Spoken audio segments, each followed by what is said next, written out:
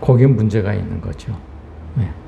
예수님은 분명히 십자가가 열매라고 우리에게 보여주시고 떠나셨어요. 그런데 우리는 아무도 그 십자가를 열매로 맺으려고 생각하지 않습니다. 원하지도 않고요. 왜 그럴까요? 그것은 우리가 아직 영의 사람이 아니고 육의 사람이기 때문에 그렇습니다. 눈에 보이는 것이 열매라고 생각하는 것이죠. 우리는요, 거듭나기 전에는 이 열매를 맺을 수가 없습니다. 다들, 저도 마찬가지입니다. 저도 한 40여 년을 그렇게 교회에서 교육을 받았어요. 이 열매를 맺어야 된다는 거예요. 사랑, 희락, 화평, 오래 참음, 자비, 양성, 충성, 온유, 절제.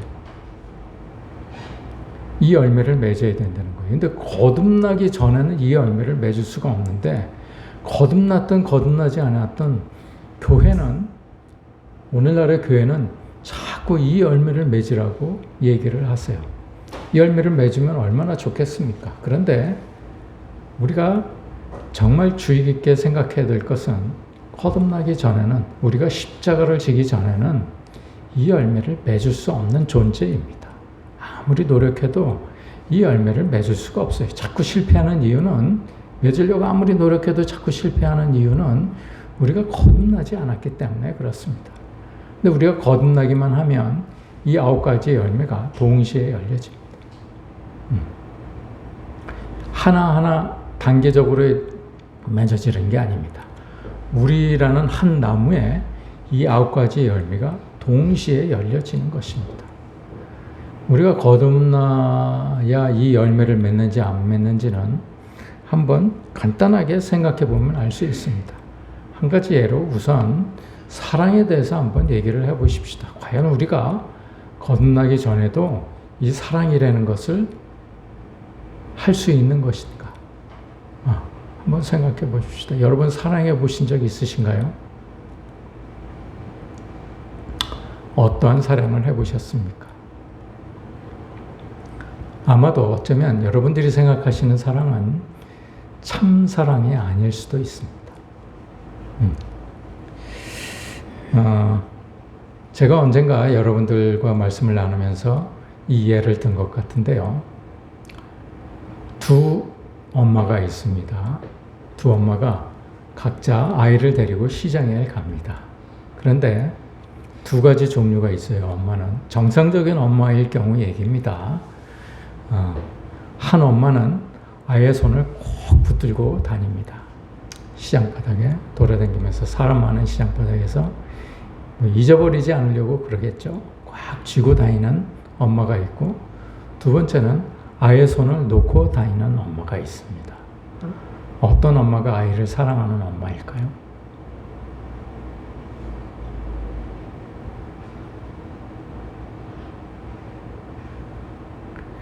아이의 손을 놓고 다니는 엄마가 아이를 진짜 사랑하는 엄마입니다. 우리는 착각을 합니다. 아이의 손을 잊어버리지 않게 꼭 붙잡고 다니는 것이 사랑이라고 생각합니다. 그런데요, 진짜 사랑은 아이의 손을 놓고 다니는 엄마가 진짜 사랑입니다. 왜냐하면 아이로부터 잠시도 눈을 뗄 수가 없기 때문에 그렇습니다. 물론 주부로서의 역할을 제대로 했느냐 안 했느냐의 문제는 별개의 문제입니다.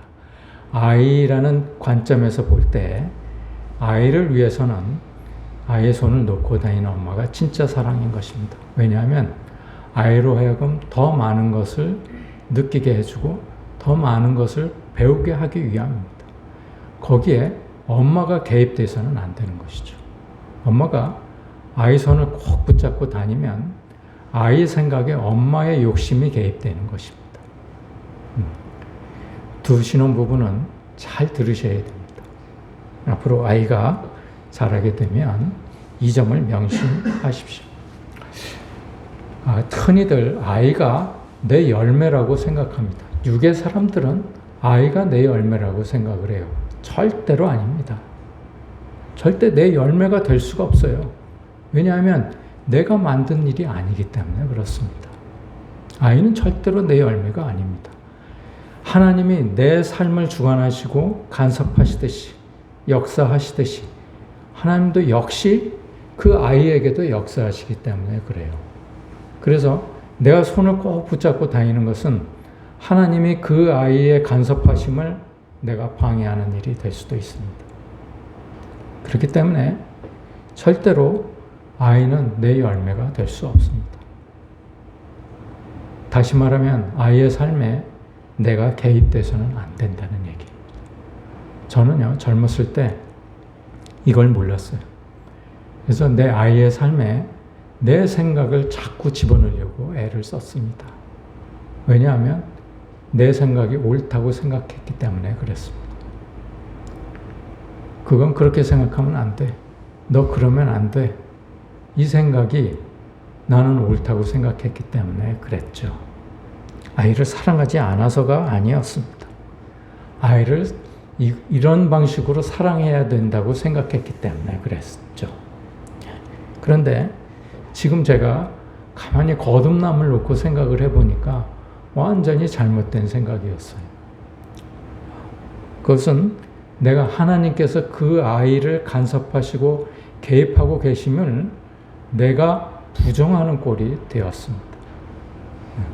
순전하게 내가 내 십자가를 졌어야 되는데 내 십자가를 진다는 것은 내가 개입하고 싶은 욕심이 생기는데도 나를 죽여야 된다는 거예요. 내 자신을 죽여야 된다는 것이죠. 그럼에도 불구하고 나는 내 자신을 십자가에 매달지 않았습니다.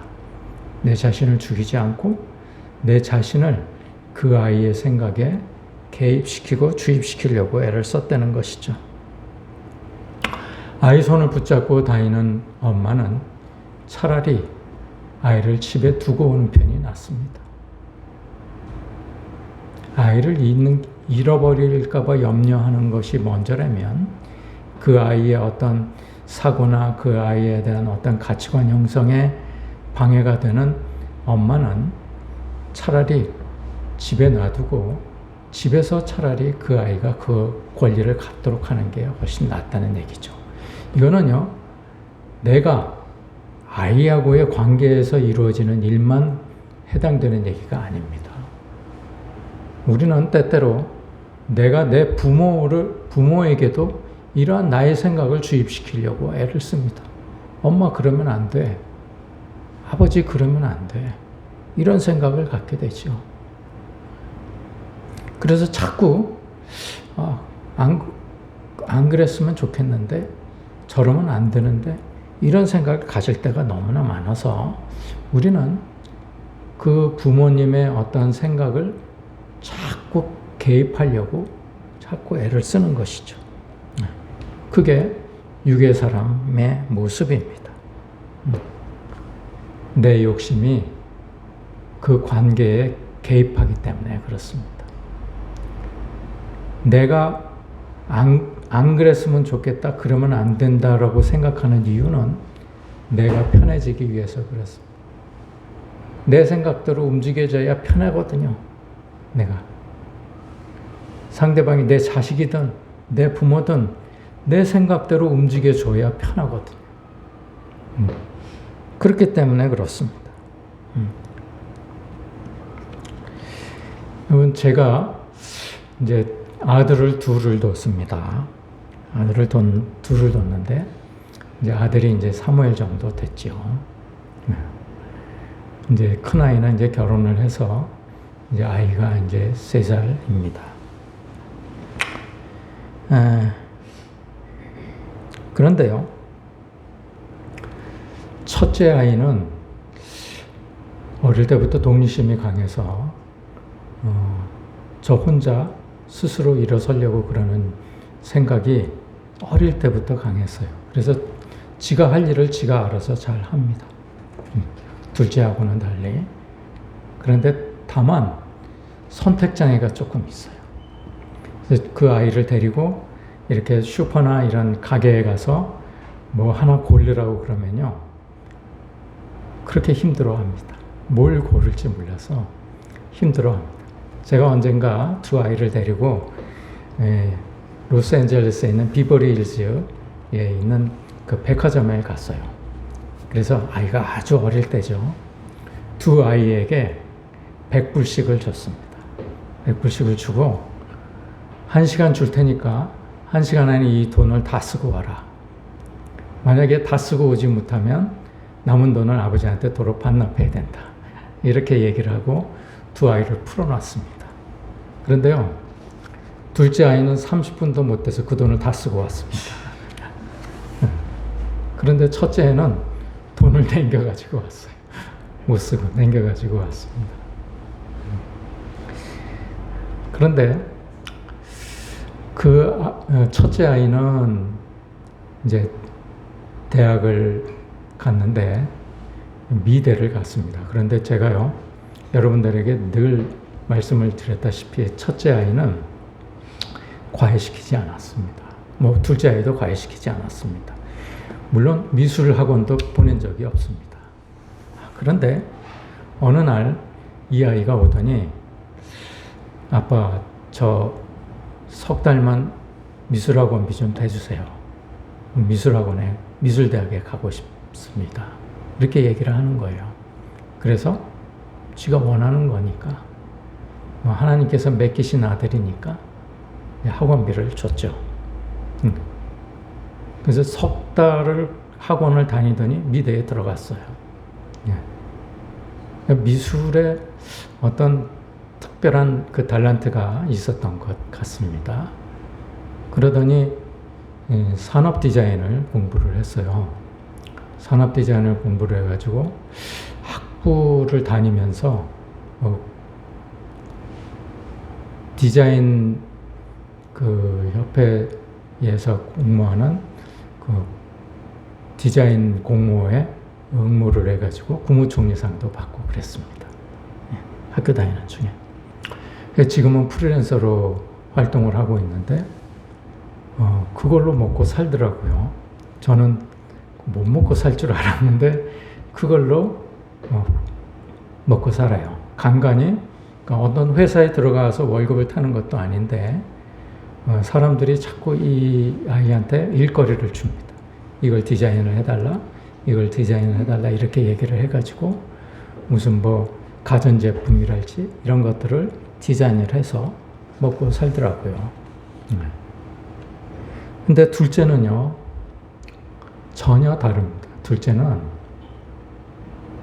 이 아이가 여의도 고등학교를 다녔는데 여의도 고등학교를 다니면서 2학년 때 학교를 그만두겠다고 그러는 거예요. 제 상식으로는 도저히 납득이 안 가는 얘기였습니다.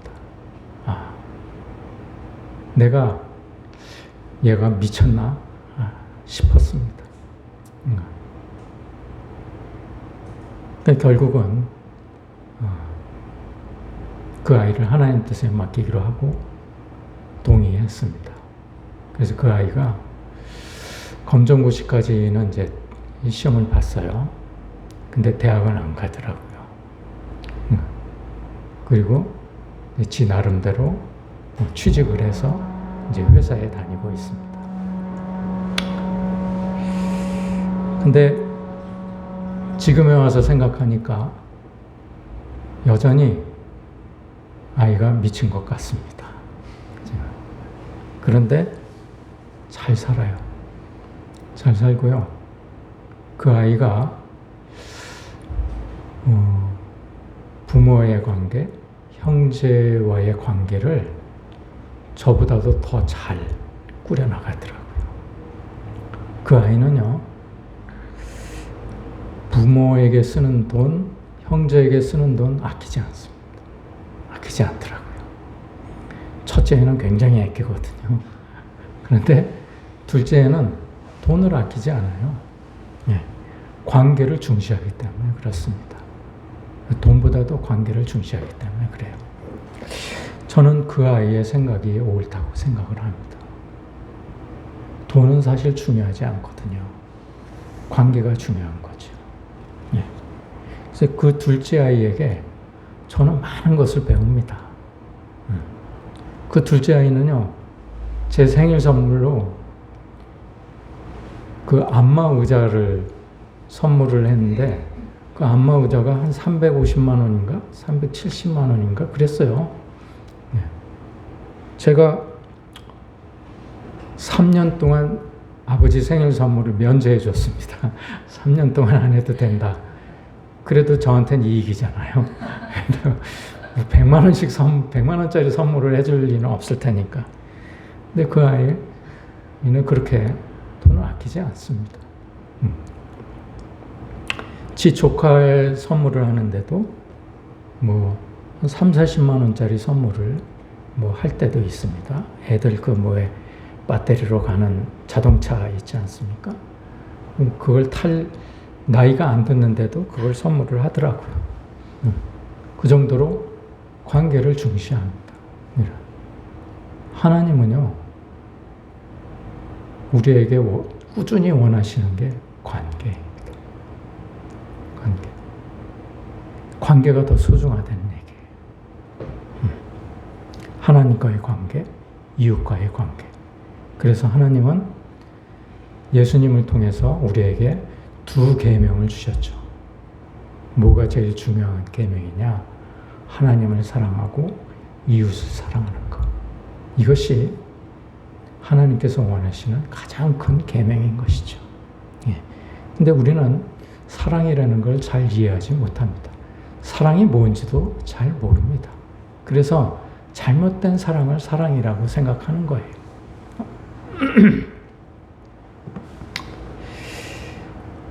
예. 저는 그 반포에 있는 어느 세무사인데 굉장히 부자입니다. 굉장히 잘 살아요. 그런데 그 부모의 자식이 이제 미국에 가서 살고 있는데 그 미국에 살고 있는 그 딸한테서 전화가 오는 것을 내가 옆에서 들은 적이 있습니다. 제가 언젠가 한번 말씀을 드린 적이 있죠. 자기가 집에 소파를 사야 되는데 무슨 색깔이 좋냐는 얘기예요. 그걸 왜 한국에 있는 엄마한테 물어봅니까? 얼마나 불쌍한지 모르겠더라고요. 그게 엄마한테 물어볼 일입니까? 자기가 알아서 사면 될 걸 엄마한테 물어보는 거예요. 아직도 엄마를 떠나지 못하고 있고 엄마는 그걸 자랑스럽게 생각을 하더라고요.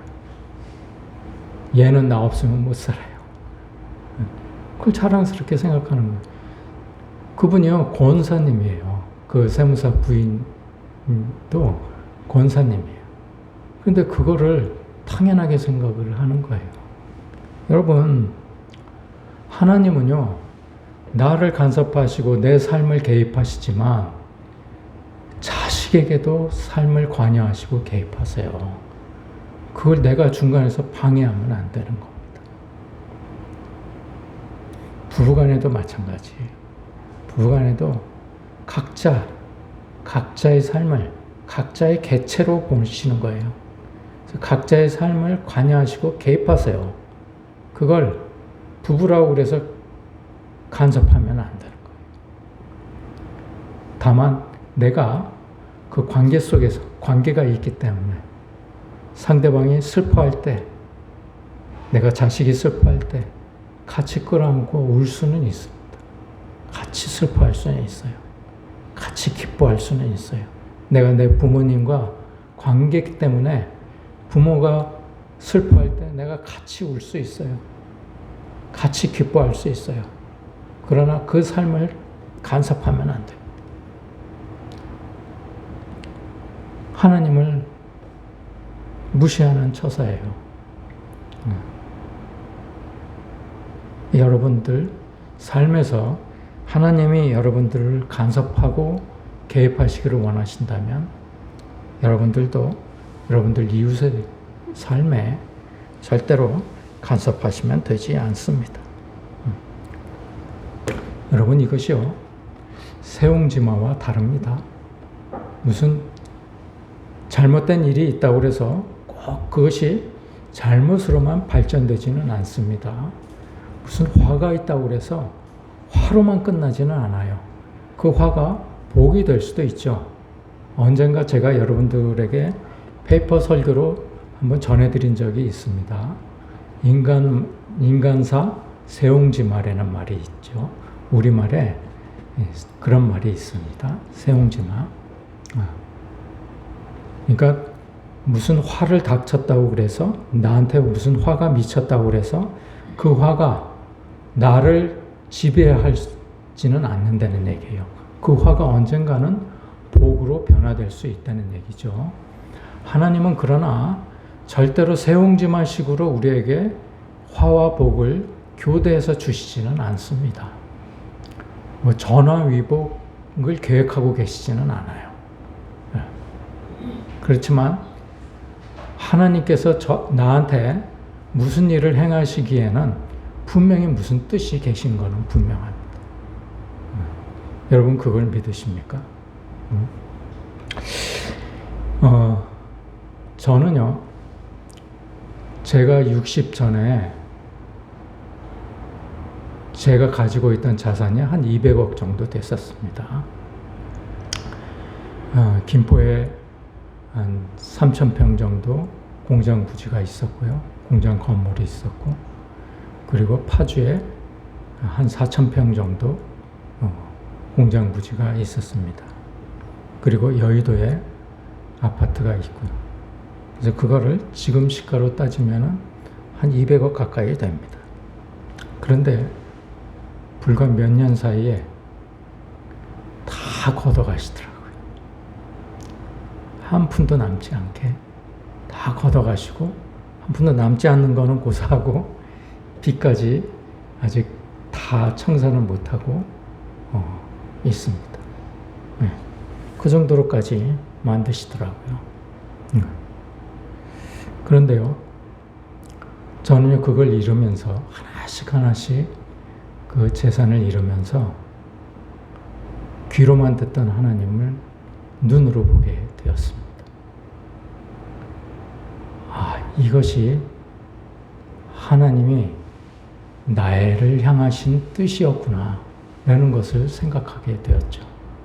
저는 재산을 잃은 대신에 하나님을 얻은 거예요. 저는 그 재산이요, 잃어버린 재산 하나도 아깝지 않습니다. 왜냐하면 제가 하나님을 얻었기 때문에 그렇습니다. 여러분, 세옹지마라는 말을 굳이 설명해 드릴 필요는 없겠습니다만, 사무엘에 있기 때문에 제가 잠깐 설명하면, 중국에서 만든 말입니다. 중국의 변방에 이 세옹이라는 말은, 세는 변방세자예요. 그리고 옹은 늙은 사람, 나이 먹은 사람을 옹이라고 그럽니다. 그래서 아주 나이 먹은 사람을 제가 나이 더 들으면 허정옹 이렇게 존칭을 쓰기도 합니다. 예. 그래서 세옹이라는 사람은 이름은 아니고 변방의 늙은이라는 얘기죠. 그 사람이 언젠가 말을 사가지고 집에 들어왔습니다. 마을 사람들이 다 말을 샀다고 축하해 줬어요. 그런데 세옹이라는 사람은 이 말이 화가 될지 누가 알겠느냐 이러고 담담하게 생각을 합니다. 그런데 세옹의 아들이 어느 날 그 말을 타고, 말이 어느 날 도망을 가요. 울타리를 넘어서 오랑캐 마을로 도망을 갑니다. 그러니까 사람들이 와가지고 다 위로를 해줘요. 그런데 세옹이 이게 또 복이 될지 누가 알겠느냐 이렇게 얘기를 합니다. 그런데 과연 몇 년이 지난 뒤에 그 말이 다른 암말을 데리고 자기 집으로 다시 돌아옵니다. 그러니까 마을 사람들도 다시 또 축하해줘요. 이게 복을 배로 얻었네요. 이러고 이제 축하해 줍니다. 그러니까 세옹이 이게 또 화가 될지 누가 알겠느냐라고 얘기를 합니다. 세옹의 아들이 어느 날, 어린 아들이 이 말을 타고 놀다가 말에서 떨어져서 다리가 부러집니다. 그러니까 마을 사람들이 또 와서 위로를 합니다. 그런데 세옹이 이게 또 복이 될지 누가 알겠느냐라고 얘기를 하죠. 그러니까 어느 날 이제 오랑캐가 이제 침입을 해가지고 전쟁이 일어나게 됩니다. 그래서 마을 젊은이들이 다 징집이 군대에 징집이 돼서 나가는데 이 세웅의 아들만 징집이 안 됩니다. 다리를 절기 때문에. 그 결국은 마을 젊은이들이 거의 다 죽고 이제 세웅의 아들만 살게 되죠. 이것을 세옹지마라고, 세옹의 말이라고 해서 세옹지마 이렇게 얘기를 합니다. 하나님은요, 이렇게 세옹지마식으로 일하시지는 않습니다. 우리가 세옹지마를 통해서 얻을 수 있는 교훈은 내가 지금 현재 닥친 화라고 해서 이것이 화로 끝나지 않을 수 있다는 얘기예요. 그래서 항상 희망을 가지고 살으라는 얘기지, 하나님은 그렇게 일하시지 않습니다. 하나님은 끝까지 목표를 가지고 일을 하세요. 그래서 나한테 화가 미쳤든 복이 미쳤든 하나님의 뜻을 이루십니다. 그렇게 일을 하시죠. 제가 그 200억의 자산을 이루기까지는 새벽 4시에 일어나서 밤 11시까지 일한 결과였습니다. 그렇게 열심히 일을 했어요. 절대로 5시간 이상 잔 적이 없습니다. 저는. 그렇게 해서 얻은 재산인 주님께서 저의 영을 위해서 다 걷어가신 거예요. 저는 하나도 지나온 세월이 아깝지 않습니다. 잃어버린 돈이 아깝지 않습니다. 지금 제가 하나님을 만나고 있기 때문에 그렇습니다. 여러분들 삶에 무슨 일이 닥치든 절대로 여러분들 삶을 여러분들 마음대로 간섭하려고 하지도 마십시오. 더더군다나 여러분들의 자식이 됐든 여러분들의 부모가 됐든 절대로 그 삶에 간섭하려고 하지 마세요. 하나님의 뜻이 계시기 때문에 그렇습니다.